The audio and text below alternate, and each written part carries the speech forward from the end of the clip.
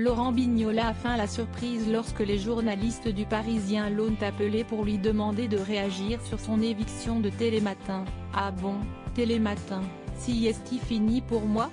Vous me l'apprenez ?» Pourtant, selon le quotidien, il ne manquerait plus que le tampon officiel de la direction de France Télévisions qui doit le recevoir et définitivement sceller son sort dans les prochains jours, indique le journal.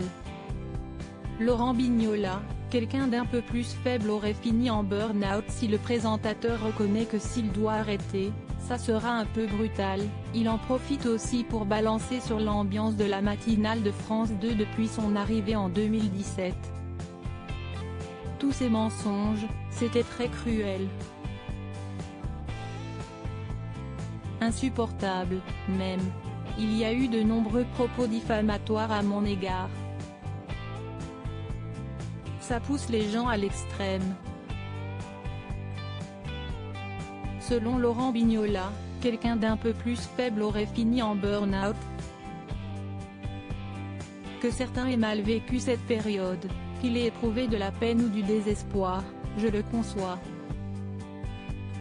Mais m'accuser d'en être responsable, ça non.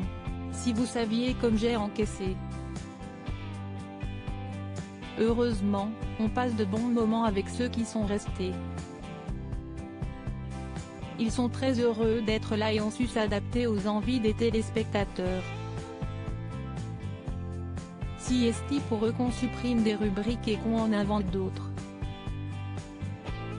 D'après Le Parisien, une porte de sortie devrait être proposée à Laurent Bignola, si est-il visage de France Télévisions, un vrai passionné.